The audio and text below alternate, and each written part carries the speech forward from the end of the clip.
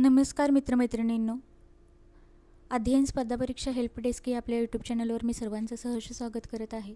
स्पर्धा परीक्षेची तयारी करत असताना इंग्रजी विषयाचं महत्त्व खूप आहे, कारण सर्वच मुलांचा थोडासा वीक समजला जाणारा हा विषय आहे.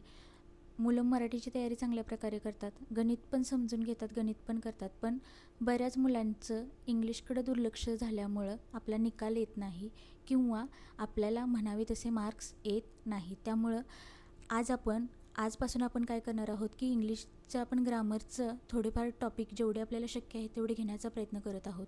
आणि इंग्लिश ग्रामर हे कोणत्या कोणत्या स्पर्धा परीक्षांसाठी उपयुक्त आहे, तर MPSCसाठी असेल, combined group B C mains असेल, सरळ सेवा असेल, तलाठी भरती असेल, पोलीस भरती, महानगरपालिका, TET, CTET, टेट, KVS, नगरपालिका, DMER आणि जवळजवळ सर्व स्पर्धा परीक्षा, NMMS असेल किंवा नवोदय परीक्षा असेल, सैनिक स्कूल असेल, स्कॉलरशिप असेल, म्हणजे 8वीच्या लेवलला ज्या स्पर्धा परीक्षा घेतल्या जातात त्यांनासुद्धा, आणि ज्या नोकरीसाठी स्पर्धा परीक्षा घेतल्या त्या सर्वांसाठी इंग्रजी येणं खूप गरजेचं आहे.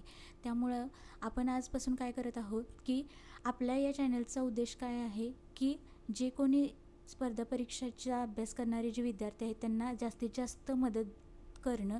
आणि आपल्या चॅनलचं नावच आहे पहा, हेल्प डेस्क, आणि याच्यावर पूर्ण ऑथेंटिक माहिती आणि अगदी परीक्षा ओरिएंटेड, फापट पसारा काहीही आपण देत नाही. तुम्ही शॉर्ट्स पाहिले असतील, त्या शॉर्ट्समधून पण तुम्ही प्रत्येक जरी शॉर्ट्स पाहिला तर तिथूनसुद्धा तुमचे मार्क्स वाढतील याची खात्री मी तुम्हाला देते. तर जे कोणी नवीन मुलं आहेत त्यांनी काय करा, हे चॅनल सबस्क्राईब करून ठेवा, लाईक करा आणि आपल्या मित्रमैत्रिणींच्यात नक्की शेअर करा. तर आज आपण पहिला टॉपिक पाहणार आहोत, सब्जेक्ट व्हर्ब ॲग्रीमेंट. खरं तर इंग्रजी विषयाचा गाभा समजला जातो हा टॉपिक, कारण जसं मराठीमध्ये कर्ता आणि क्रियापद महत्त्वाचं आहे त्याचप्रमाणे इंग्रजीमध्ये जर आपल्याला सब्जेक्ट आणि सब्जेक्टनुसार कोणतं व्हर्ब येतं हे जर कळालं तर आपलं 50% आन्सर तिथंच आपण काढू शकतो, मग ती कोणतीही परीक्षा असू दे. तर आपण सुरुवात करू. तर पहा, आपल्याला माहीत आहेत का सिंग्युलर सब्जेक्ट म्हणजे काय तर कर्ता, आणि सिंग्युलर म्हणजे काय, एकवचनी कर्ता. मग आता इंग्रजीमध्ये असे एकवचनी कर्ते कोणते कोणते आहेत पहा. आता इथं कोणतं आहे, आय असेल, ही असेल, शी असेल, इट असेल, धिस असेल, दॅट असेल, हे काय आहेत, एकवचनी कर्ते आहेत. आता पहा, कोणता आय, आता त्याचा मराठीत अर्थ काय होतो, तर आय म्हणजे मी, हीचा अर्थ होतो तो, शीचा अर्थ काय होतो, ती. इट कशासाठी वापरलं जातं, तर एखादं लहान मुलं असेल, निर्जीव वस्तू असेल, प्राणी असेल, यांना दाखवण्यासाठी काय केलं जातं, इट वापरलं जातं. मग इटचा मराठीत अर्थ ते, तो, ती या अर्थाने पण घेऊ शकतो. आता धिसचा अर्थ काय होतो, हा, ही किंवा हे.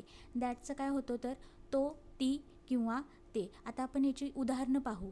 आय एम अ स्टुडंट, यातलं आपल्याला आता हे वाक्य दिलेलं आहे, आय एम अ स्टुडंट. आपल्याला ह्याच्यातलं फक्त सब्जेक्ट ओळखायचा आहे, आणि तो सब्जेक्ट प्लुरल आहे का सिंग्युलर आहे आपल्याला इतकं कळलं पाहिजे. आता आपला कर्ता कुठं आहे, सब्जेक्ट आय, तो काय आहे, सिंग्युलर आहे.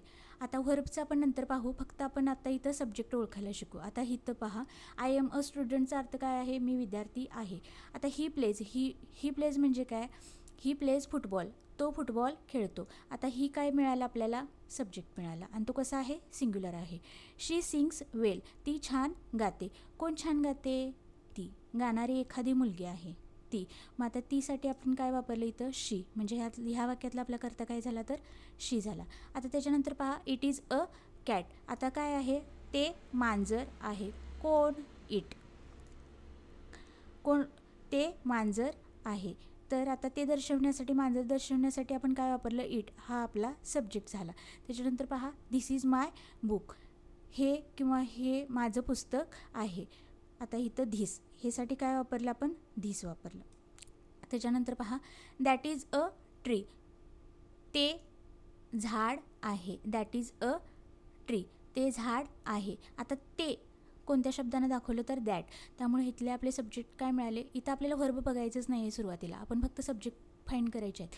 या वाक्यामध्ये आपल्याला आय मिळाला, दुसऱ्या वाक्यामध्ये ही, तिसऱ्या वाक्यामध्ये शी, चौथ्या वाक्यामध्ये इट, पाचव्या वाक्यामध्ये धिस, आणि शेवटच्या वाक्यामध्ये दॅट. हे आपल्याला काय मिळाले, सब्जेक्ट मिळाले, आणि ते सर्व कसे होते, तर सिंग्युलर होते. इथंपर्यंत सगळ्यांना समजलं असेल. त्याच्यानंतर आता सब्जेक्ट, आता मराठीमध्ये जसं कर्ता, कर्त्यानुसार आपण क्रियापद घेत असतो, एकवचनी अनेकवचनी. त्यानुसार आता आपल्याला सब्जेक्ट जर सिंग्युलर असेल तर इंग्रजीमध्ये खूप महत्त्वाचा रूल आहे. सब्जेक्ट सिंग्युलर असेल तर व्हर्ब पण सिंग्युलर येतं, आणि सब्जेक्ट जर प्ल्युरल असेल तर व्हर्ब पण प्ल्युरलच वापरलं जातं. तर आता या सिंग्युलर सब्जेक्टसाठी कोणतं सिंग्युलर व्हर्ब वापरलं जातं ते आपण आता पाहून घेऊ. ह्या नोट्स बनवताना मी अगदी म्हणजे ज्यांना अगदी बेसिकपासून शिकायचं आहे अशा मुलांनुसार मी हे PPT तयार केलेले आहे. त्यामुळं अगदी म्हणजे असं अगदीच हे आपल्या लेवलचं नाही आहे असं नका समजू. म्हणजे खूप अशी मुलं आहेत की ज्यांना अजिबातच इंग्रजीचा गंध नसतो, आणि काहीतरी अवघड प्रकार आहे म्हणून ते काय करत असतात, त्याच्याकडे दुर्लक्ष करत असतात, आणि या स्पर्धा परीक्षेच्या चक्रव्यूहातनं ती मुलं लवकर बाहेर पडूच शकत नाही. त्यांना इंग्रजी पक्क करणं हाच त्याच्यावर एक चांगला उपाय आहे. त्यामुळे आपण आता ही सिरीज चालू केलेली आहे. तर आता सिंग्युलर सब्जेक्ट सिंग्युलर व्हर्ब आपण पाहणार आहोत. पहा, तर सिंग्युलर व्हर्ब आता आपण इथलेच करते आता इथं घेतलेले आहेत. पहा, सिंग्युलर सब्जेक्ट. मग आता ही काय आहे, सिंग्युलर सब्जेक्ट आहे. आता ह्याच्यानुसार व्हर्ब येतं. आता इथं प्लेज हा शब्द काय आहे तर व्हर्ब आहे. पण ह्या प्लेजचं हा एस काय झालेला आहे, त्याला ॲडिशनल जोडला गेलेला आहे. म्हणजे पहा, इथं प्ले हे काय आहे, मूळ क्रियापद आहे. मूळ क्रियापद कोणतं आहे, प्ले. आणि इथं करता एकवचने असल्यामुळं आपल्याला व्हर्ब पण एकवचनी वापरावं लागतं, आणि एकवचनी व्हर्ब वापरताना काय केलं जातं, व्हर्बला एस किंवा ES जोडलं जातं. आता फक्त इतकंच लक्षात ठेवा, सिंग्युलर सब्जेक्ट सोबत ज्यावेळी आपण सिंग्युलर व्हर्ब वापरतो त्यावेळी त्याला काय आपण जोडतो, एस किंवा काय जोडतो, ES. काय जोडतो, एस किंवा ES जोडत असतो. आता इथं पहा, इथं काय आहे, शी. आता शी नुसार इथं काय आलं, सिंग्स आलं. आता इथं सिंग काय आहे, व्हर्बचा मूळ फॉर्म आहे, आणि त्याला ॲडिशनल एस जोडलेलं आहे. त्याच्यानंतर इटनुसार काय आलं, रन्स आलं. आता इथं प्रत्येक हे सगळे सिंग्युलर सब्जेक्ट असल्यामुळे व्हर्बला काही ना काही एस किंवा ES जोडलेलं प्रत्येक वेळी दिसायला आपल्याला. आता इथं राम काय आहे, सिंग्युलर सब्जेक्ट आहे, व्हर्ब सिंग्युलर, रीड्स. आणि व्हर्ब सिंग्युलर आहे की नाही ओळखायचं कसं, त्याला एस किंवा ES जोडलेला असेल तर काय समजायचं की व्हर्ब सिंग्युलर आहे. त्याच्यानंतर द बॉय पहा, गोज. आता हे गोज काय आहे, एस जोडल्यामुळे हे काय आहे, सिंग्युलर व्हर्ब आहे. धिस नंतर काय येतं, लुक्स. आणि दॅट बरोबर काय वापरलेलं, व्हर्ब मेक्स. आता ह्याच्यापैकी हे यस काय आहे, हे ॲडिशनल जोडलेलं आहे. आता आपण आता ह्याच व्हर्बचा वापर केलेली इथं वाक्य पाहू आपण. आता उदाहरणं देखत हे दिलेली वाक्य पहा, ही प्लेज क्रिकेट. आता ही काय झालं, आपला सिंग्युलर सब्जेक्ट झाला, त्याच्यानुसार व्हर्ब कसं आलं, सिंग्युलर आलं. आणि हे कशावरून आपण ठरवलं ते व्हर्ब सिंग्युलर आहे का नाही, तर त्याला जोडलेल्या ESमुळं. आणि याचा अर्थ काय होतं, तो क्रिकेट खेळतो. त्याच्यानंतर पहा, शी सिंग्स ब्युटिफुली. शी सिंग्स ब्युटिफुली. आता शीनुसार काय घेतलं, सिंग्युलर व्हर्ब घेतलं, पुन्हा त्याला एस जोडलेला आहे. आता इट पहा, इट सिंग्युलर सब्जेक्ट आहे, त्याच्यानुसार हे व्हर्ब काय आलं, सिंग्युलर आलं, त्याला एस जोडलेला आहे. Ram reads a book. रामनुसार काय घेतलं, सिंग्युलर व्हर्ब घेतलं. तुम्हाला इंग्रजीमध्ये सब्जेक्ट आणि सब्जेक्टनुसार व्हर्ब कोणतं आलं पाहिजे इतकं जरी कळालं तरी खूप झालं. आणि त्याच्यानुसार ह्या बेसिक गोष्टीवरच खूप प्रश्न आलेले असतात, आणि इतकं जरी समजलं तरी आपण इंग्लिशला चांगल्या प्रकारे ते प्रश्न आपण टॅकल करू शकतो. आता इथं पहा, द बॉय सिंग्युलर सब्जेक्ट आहे, व्हर्ब काय येणार, गोज. द बॉयनुसार कोणतं वर्ग घेतला आपण, गोज. आणि ते सिंग्युलर आहे कशावरून ठरवलं तर एस जोडलं गेलेलं आहे. धिसनुसार काय घेतलं, लुक्स. दॅटनुसार मेक्स. आता पहा, आता आपण काय पाहिलं, सिंग्युलर सब्जेक्ट पाहिले आणि सिंग्युलर व्हर्ब पाहिले. आता आपण काय पाहायचं आहे, प्ल्युरल सब्जेक्ट पाहायचं आहे सुरुवातीला, आणि त्याच्यानंतर प्ल्युरल व्हर्ब पाहायचे आहेत. आता प्ल्युरल सब्जेक्ट कोणते कोणते येतात, वी आहे, यू आहे, दे आहे, देज आहे, दोज आहे, बॉयज असेल, गर्ल्स असेल. आता इथं पहा, आता आयचा काय होता अर्थ, मी. आयचा काय होता, मी. म्हणजे आय कसा होता, एकटाच होता ना. मग आता इथं जर ह्या आयचं जर एकवचन करायचं झालं तर काय होणार, वी होणार. आणि वीचा अर्थ काय होणार, वीचं काय होणार, आम्ही. काय होणार, आम्ही. अगदी समजत नसेल तर तुम्ही लेक्चर पुन्हा एकदा पाहिलं तर तुम्हाला सगळ्या तुमचे डाऊट्स क्लिअर होतील. पहा, आता वी काय आहे, वीचा अर्थ काय आहे, इथे दिलेला आहे आम्ही. यू तुम्ही, देचं ते किंवा त्या असं होतं, देचं हे किंवा ही, दोजचं ती किंवा ते, आता एक मुलगा असेल तर आपण बॉय म्हणतो आणि आणखी जास्त मुलं असतील तर आपण बॉईज असं संबोधतो.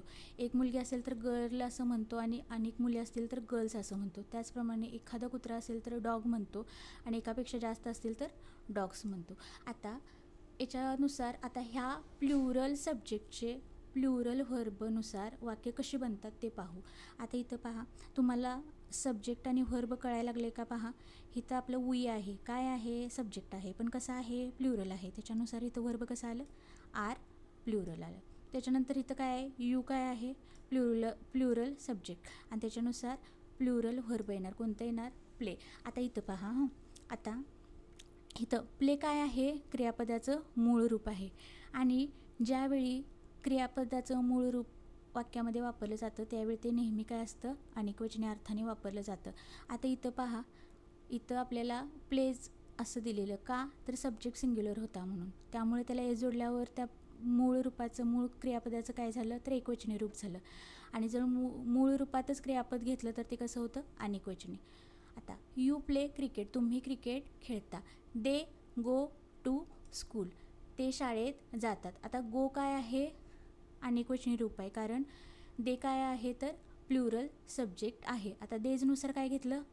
आर घेतलं. त्याच्यानंतर आता इथं पहा, यम, त्याच्यानंतर इज आणि आर. हां, यम, इज आणि आर. आता हे यम नेहमी कशासोबत वापरलं जातं? आय, जो काय आहे? एकवचनी करता आहे. इज कशासोबत वापरलं जातं? ही, शी, इट. कुणासोबत इज वापरलं जातं? ही, शी, इट. आता ही, शी, इट काय आहेत? तर सिंग्युलर सब्जेक्ट आहेत आणि आर कुणासोबत वापरलं जातं? तर प्लुरल सब्जेक्ट. आता इथं मी फक्त पी व्ही लिहिते. पहा, पी म्हणजे प्लुरल आणि सब्जेक्टचे एस लिहिते. P S. प्लुरल सब्जेक्टसोबत काय येतं? नेहमी आर वापरलं जातं आणि आर कसं आहे? प्लुरल व्हर्ब आहे. आता पहा, देज आर ॲपल्स, काय आहेत? ही सफरचंदे आहेत.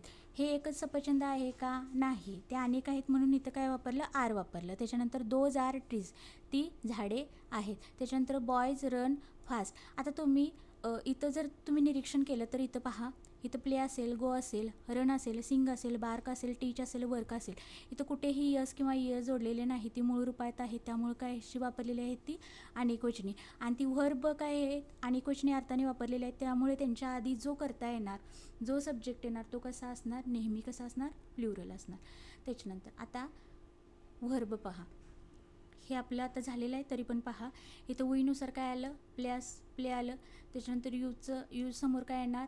प्लुरल व्हर्ब मूळ रूपात येणार. रीड असेल, दे गो असेल, बॉयज रन असेल, गर्ल्स सिंग असेल, टीचर्स टीच असेल आणि डॉग्स बार्क असेल, पीपल वर्क असेल. इथं कुठेही यस किंवा यस जोडलेले नाही, त्यामुळे ही काय आहेत? सर्व अनेकवचनी क्रियापद आहेत आणि त्यांच्या आधीचे जे कर्ते आहेत ते कसे आहेत? तर ते कर्तेसुद्धा अनेकवचनी आहेत. ही PPT तुम्हाला टेलिग्राम चॅनलवर मिळून जाईल, तिथं तुम्ही आणखीन जरा जास्त सराव करायचा.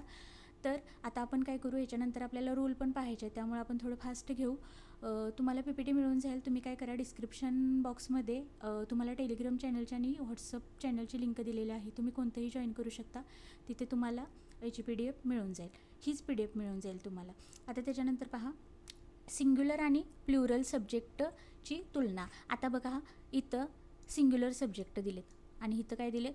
प्लुरल सब्जेक्ट दिलेत. आता सिंग्युलरमध्ये काय येतं? आय येतं, यू येतं, ही, शी, इट येतं, धिस येतं, दॅट येतं, बॉय येतं, गर्ल येतं. मुलगा एकच आहे, मुलगी एकच आहे, आय म्हणजे मी बोलणार एकच आहे. हे सर्व कशात येतात? सिंग्युलर सब्जेक्टमध्ये. आणि प्लुरलमध्ये आता आयचंच अनेकवचनी करायचं झालं तर काय होतं? तर वी. आय म्हणजे मी आणि वी म्हणजे काय होतं? आम्ही. त्याच्यानंतर यू म्हणजे एकार्थी वापरलं तर तो येणार आणि यूचा अनेकवचनी रूप घेतलं तर तुम्ही होणार. हीचा अर्थ काय? तो. आणि ही, तो एकटाच आहे म्हणून ते एकवचनी ही, तो. आणि एकापेक्षा जास्त व्यक्ती किंवा लोक असतील तर काय होणार? दे. म्हणजे ही, शी, इटसाठी एकत्रितरित्या काय वापरलं जातं? तर दे वापरलं जातं. अनेकवचनी रूप काय वापरलं जातं? दे. आता त्याच्यानंतर धिसचं अनेकवचनी क्रियापद काय होतं? त्याचं अनेकवचनी करता काय होतं? धिसचं देज होतं, दॅटचा दोज होतं, बॉयचं बॉयज होतं आणि गर्ल्सचं गर्ल्स होतं. त्याच्यानंतर पहा, आता फर्स्ट पर्सन, सेकंड पर्सन आणि थर्ड पर्सन. म्हणजेच काय, प्रथम पुरुष, द्वितीय पुरुष आणि तृतीय पुरुष. वाक्यात कोण बोलतो, कोण ऐकतो आणि कोणाबद्दल बोलले जाते यावरून 3 प्रकारात कर्ता विभागला जातो. फर्स्ट पर्सन, सेकंड पर्सन आणि थर्ड पर्सन. आता इथे पहा, 2 मित्र बोलत आहेत किंवा 2 मैत्रिणी बोलत आहेत. जो बोलणारा असतो तो असतो फर्स्ट पर्सन असतो. जो ऐकतोय तो कोण असतो, सेकंड पर्सन असतो. आणि त्यांच्यामध्ये जर एखाद्या तिसऱ्याच मित्राबद्दल किंवा मैत्रिणीबद्दल विषय निघाला तर तो तिसरा मित्र किंवा मैत्रीण काय असते, थर्ड पर्सन असते. त्याच्यानंतर पहा, फर्स्ट पर्सन. फर्स्ट पर्सन म्हणजे काय, बोलणारा स्वतः. कोण असतं, आय आणि वी. आय म्हणजे मी किंवा अनेकवचन रूप घेतलं तर आम्ही. इथे वाक्य दिलेत पहा, आय एम अ स्टुडंट. तो स्वतःबद्दल माहिती सांगत आहे, मी विद्यार्थी आहे. वी प्ले क्रिकेट, आम्ही क्रिकेट खेळतो. म्हणजे हा बोलणारा स्वतःविषयी माहिती सांगतोय. त्यामुळे हे आय आणि वी कशामध्ये येतात, तर फर्स्ट पर्सनमध्ये. आता सेकंड पर्सन पहा, ज्याच्याशी बोलले जाते तो म्हणजे सेकंड पर्सन. आता मी बोलत आहे, पण मी ज्याच्याशी बोलत आहे तो कोण असतो, म्हणजे माझं जो कोणी ऐकून घेत आहे तो कोण असणार, सेकंड पर्सन असणार. मग सेकंड पर्सनमध्ये कोण येतं, यू. आणि यूचं एकवचनी रूप पण यूज येतं आणि अनेकवचनी रूप पण यूज येतं. आता बघा, यू आर माय फ्रेंड. आता यूसोबत आणखीन एक इथं रूल येतो पहा, यूसोबत नेहमी काय येतं, तर अनेकवचनीच क्रियापद येतं. आता यूसोबत काय वापरलं जातं, नेहमीच आर वापरलं जातं. आणि इथं आता यूसोबत आपण रीड्स असं केलेलं नाही पहा. जर इथं रीडच्या जागी आपण जर रीड्स असं लिहिलं असतं तर आपण मगाशीच पाहिलं, जर क्रियापदाच्या मूळ रूपाला यस किंवा ईएस लागला तर ते कसं होतं, एकवचनी होतं.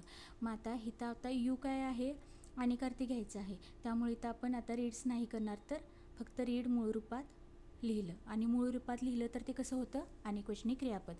You read books. आता इथं लक्षात ठेवा, यू हे एकवचनी आणि अनेकवचनी दोन्ही अर्थाने वापरले जाते. आता थर्ड पर्सन पाहू, ज्याबद्दल बोलले जाते तो म्हणजे थर्ड पर्सन होय.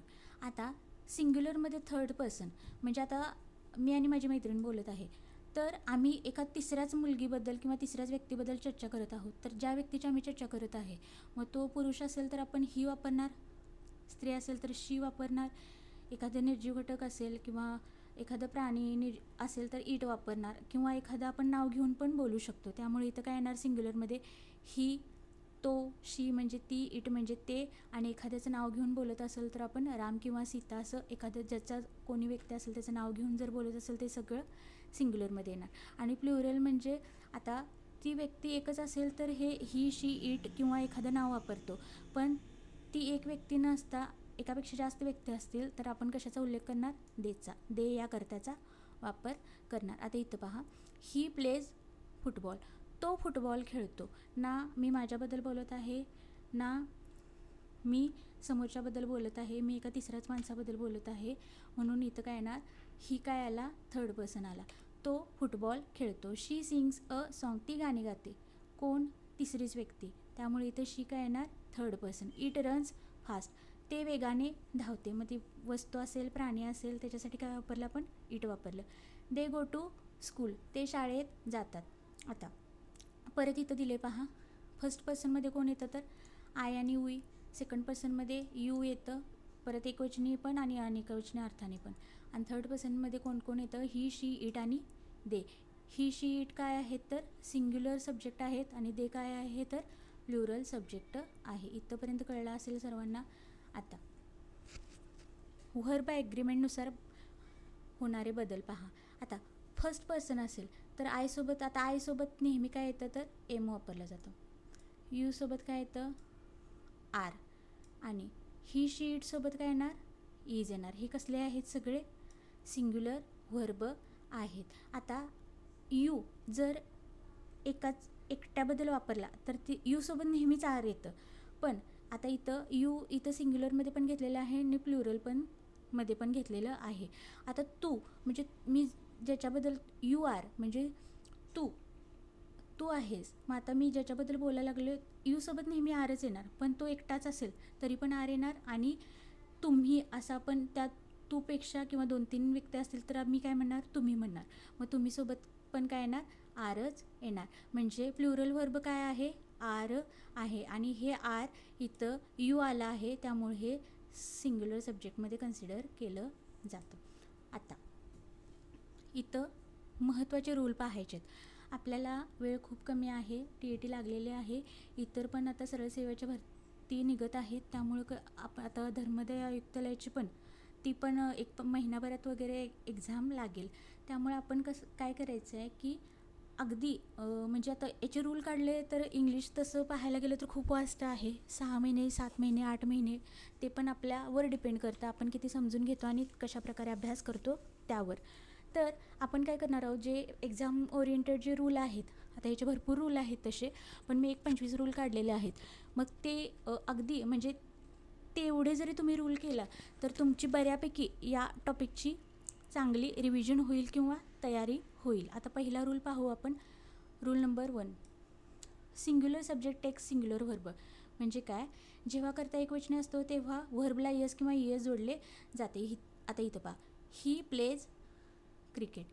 हे दुसरं वाक्य पहा, शी गोज टू स्कूल. आता ही आणि शी दोन्ही काय आहेत, सिंग्युलर सब्जेक्ट आहेत, त्यामुळे त्यांच्यासोबतचं व्हर्ब पण काय येणार, सिंग्युलर येणार. आणि ते सिंग्युलर आहे की नाही कसं कळायचं, त्याला यस किंवा ईएस आहे का नाही याच्यावरून.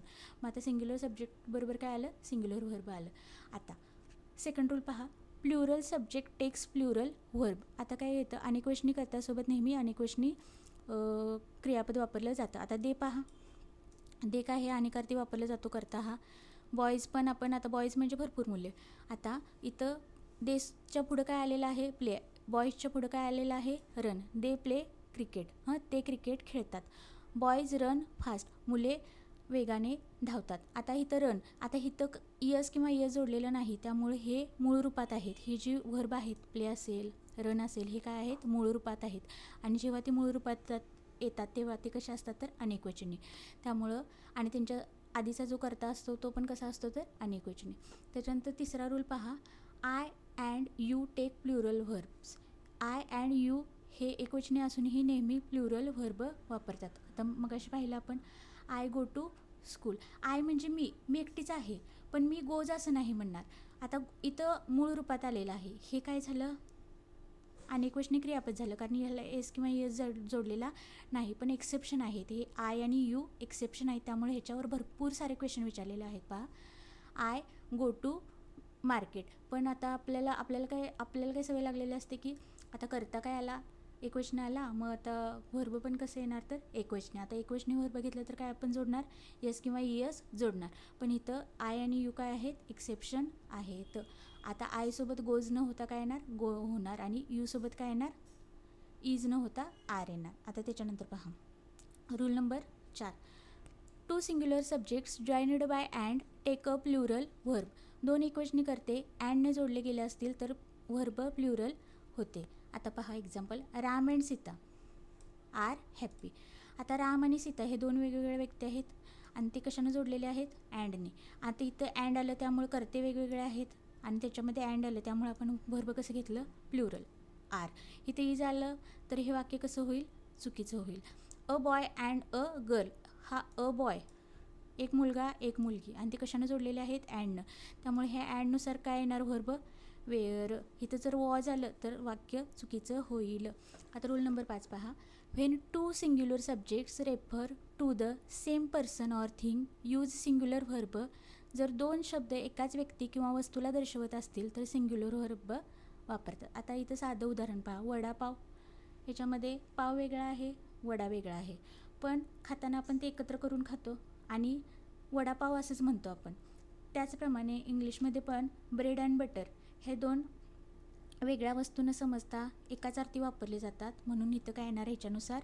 आता इथं आपल्याला वाटतं की अँडनं जोडले म्हटल्यावर इथं प्लुरल व्हर्ब येईल, पण जसं वडापाव हे एकच आहे तसं हे ब्रेड अँड बटर पण एकच आहे आणि त्याच्यानुसार काय येणार, ही एकच कन्सेप्ट असल्यामुळे इथं काय येणार, सिंग्युलर व्हर्ब इज येणार. त्याच्यानंतर माय फ्रेंड अँड टीचर. आता माझा मित्र आणि शिक्षक ह्या दोन वेगळ्या व्यक्ती नाही आहेत, ते एकच आहेत, मग त्यामुळे ह्यांच्यानुसार काय येणार, इज. इथं आर आलं तर वाक्य त्याच्यामध्ये इरर येईल किंवा वाक्य चुकीचं होईल. आता रूल नंबर 6 पहा, words joined by with, along with, together with, as well as. जर शब्द विथने, अलॉंग विथने, टुगेदर विथने, ॲज वेल ॲजने जर जोडले असतील तर अशा शब्दानंतर व्हर्ब नेहमी कसे येते, पहिल्या सब्जेक्टशी जुळते येते, म्हणजे त्यांच्या आधी जो पहिला कर्ता असतो त्याच्यानुसार येतं. आता पहा, आता इथं अलॉंग विथ आहे. आता ह्या अलॉंग विथनुसार त्याच्या आधी अलॉंग विथच्या आधी कोणता कर्ता आलेला आहे? राम आला आहे. तो कसं आहे? सिंग्युलर आहे. आणि त्याच्यानंतर जो कर्ता आला आहे हीज फ्रेंड्स, हे फ्रेंड्स कसे झाले? प्लुरल झाले. पण इथं जे व्हर्ब वापरलेलं आहे ते ह्या फ्रेंड्स नुसार न वापरता ते कशानुसार येईल? तर ह्या रामनुसार येईल. Ram along with his friends is going. Along with, as well as, त्याच्यानंतर टुगेदर विथ असे शब्द आले तर त्यांच्यासोबत जे येतं त्या वाक्यात येणारे जे क्रियापद असतं तर ते कसं येतं? पहिल्या कर्त्यानुसार येतं. खूप IMP रूल आहे. आता तुम्ही गणित करता, गणितात कसं आपण विशिष्ट सूत्र वगैरे पाठ करत असतो, तसंच आपल्याला इंग्लिशमध्ये आपल्याला अगदी त्याचा मराठीत वगैरे अर्थ लावायची काहीच गरज नसते. खरं तर आपण जे कीवर्ड्स आहेत किंवा त्याच्यातलं नाऊन, प्रोनाऊन, जे आपण बेसिक ग्रामरचे जे रूल आहेत ते जर आपण इथं व्यवस्थित वापरले आणि अगदी कोणतं आता व्हर्ब कसं आलं, मग त्याच्या व्हर्बच्या आधी कोणता शब्द आला आहे त्याच्यानुसारच जर आपण जुळवायला गेलो तर मग आपण बाकीचं वाक्य वाचण्याची पण काही गरज नसते आणि त्याच्यानुसार आपलं पटकन उत्तरापर्यंत पोहोचू शकतो. आता इथला रूल कळला का? पहा, with, along with, together with, as well as वाक्यामध्ये हे जर शब्द आले असतील तर त्यांच्या नंतर येणारं व्हर्ब कसं असतं? जर सुरुवातीच्या कर्त्यानुसार असतं. आता इथं पहा ॲज वेल ॲज. आता इथं मुद्दाम पहा, ॲज वेल ॲज नंतर काय दिलेलं आहे? प्लुरल सब्जेक्ट दिला आहे. मग आपण विद्यार्थी घेताना काय करतात? ह्या स्टुडंटनुसार इथं वेअर घेतात. वॉज आणि वेअर हे दोन काय आहेत? वॉज काय येतं? सिंग्युलर व्हर्ब आहे आणि वेअर काय आहे? प्लुरल व्हर्ब आहे. तर द टीचरनुसार इथं काय येणार? वॉज येणार.